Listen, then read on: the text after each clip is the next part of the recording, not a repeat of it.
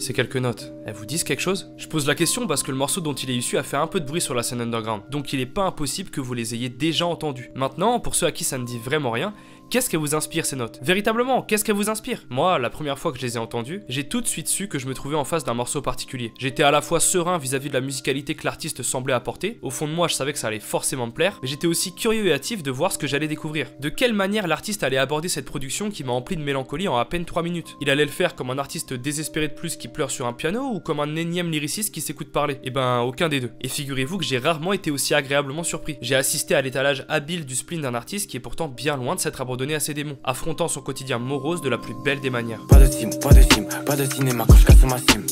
NSI, mais je suis perdu dans les lights de la ville. Ça me rend sick, sin city. J'ai les rushs sur lesquels je m'appuie. Donc pour l'embrouille je veux pas la paix. J'ai des idées qui fusent dans ma tête.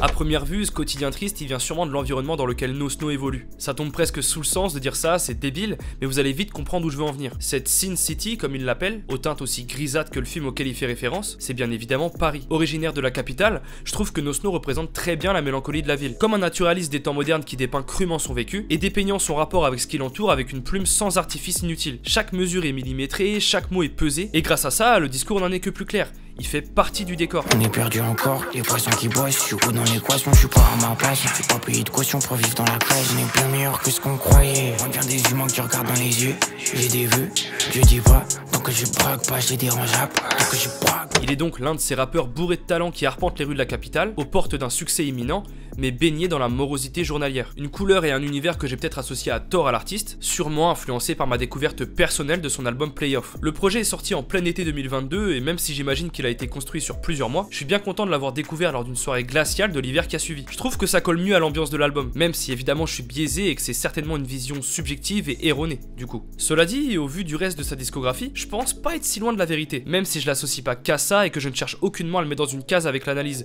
encore une fois très subjective, que je vais faire ici. Bref, toujours est-il que pour moi, Playoff a vraiment cette connotation de ruminement mental, un regard réaliste et froid sur le monde, mais toujours avec cette pointe d'espoir qui fait basculer l'auditeur d'un extrême à l'autre. Le morceau La Prise en est un exemple parfait, avec ce rythme effréné qui fait chevaucher les phrases les unes sur les autres. C'est comme si No Snow avait pas le temps de tout dire, et qui tentait de s'échapper d'une existence qu'il rattrape inlassablement pour le ramener à la dure réalité. Avec la voix presque murmurée d'un mec blasé par tout ce qu'il vit, on ressent malgré tout une certaine révolte, une vraie hargne dans chacun de ses mots, laissant transparaître une sorte de relativisme qui, quand on l'écoute, fait énormément réfléchir. Sur l'instant, y'a du temps mort, j'ai déjà écouté tous les sons morts. Et ça toque comme un porc, je rêve que ce soit les mecs de chez Forbes.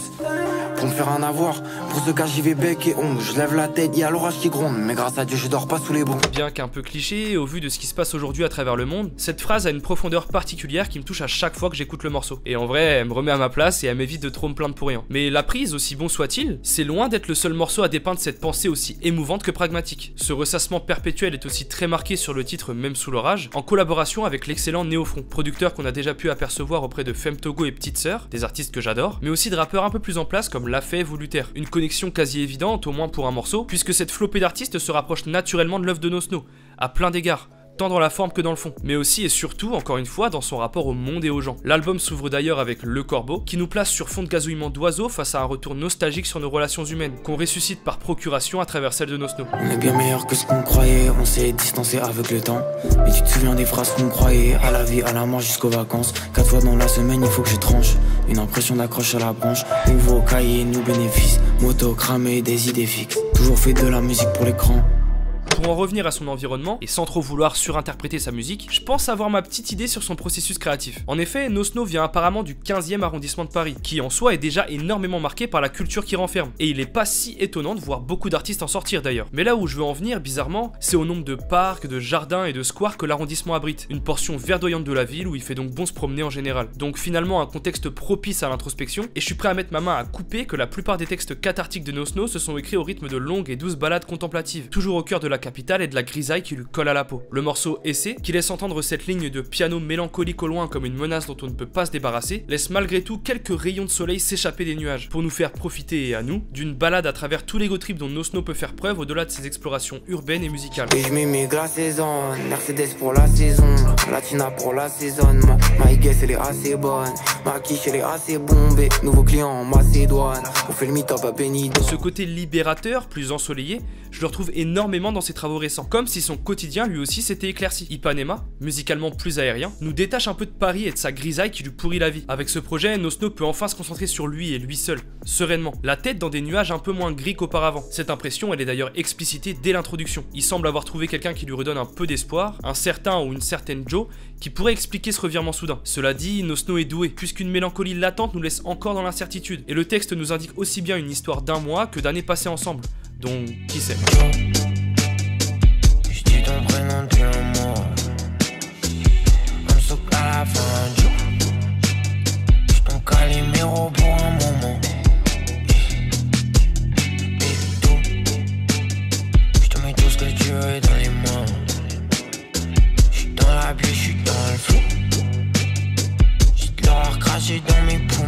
Avec ce flou constant, on s'identifie vite au récit de l'artiste, qui fait encore une fois écho à nos expériences personnelles. Nosno poursuit ce rapport universel à l'autre en continuant à évoquer ce que j'imagine être la même personne. Il en parle à demi-mot entre plusieurs phases sur la réussite, qui commence à toucher du bout des doigts, comme sur Ciel par exemple, ou sur Comme elle, où il affirme n'avoir malgré tout pas changé, tout en semblant soutenir l'adage du vivons heureux, vivons cachés. Ce dernier est l'un de mes morceaux préférés de ce court projet, compilant toutes les qualités de celui-ci, et rassurant son éditoire quant à la direction singulière que prend sa musique. Une proposition encore une fois surprenante, beaucoup plus affirmée que sur ses précédentes sorties. J'ai vraiment t'as pas changé, t'aurais tout fait pour elle, mais pourquoi j'ai rien tenté? Tu m'as pas dit là et t'as fait du sale quand même. Elle voulait qu'on t'aille, elle voulait quelque part je l'emmène. Avec Ipanema, qui est sans doute l'un des meilleurs projets estivaux de 2023, Nosno nous a gratifié de quelques singles tout aussi réussis pour accompagner la fin de l'année. Il s'agit plus précisément de deux morceaux aussi opposés que le jour et la nuit, traduisant l'ambivalence caractéristique du personnage. Guap 2 fois, dont l'instrumental signé Big Sinai nous plonge dans un univers vaporeux, sombre et captivant, mais personnellement j'ai surtout retenu Boa, sorti en octobre 2023, qui est une sorte de paroxysme de la lumière qui nous a laissé entrevoir sur Ipanema. Un retour au ton léger sur son parcours, abandonnant le piano pour être accompagné d'une voix douce en arrière-plan, et enfin pouvoir se tourner définitivement vers l'avenir, se faufilant comme un boa dans l'industrie. Wow. Tout ce que j'ai fait je le porte à mène. Pendant que les autres ont mis dehors, sinon je l'ai gratté pour que ça m'emmène. Wow. Si t'es réparé tu repars en miettes. Le trou je suis solo au guette, je finis piccolo des quarantaines.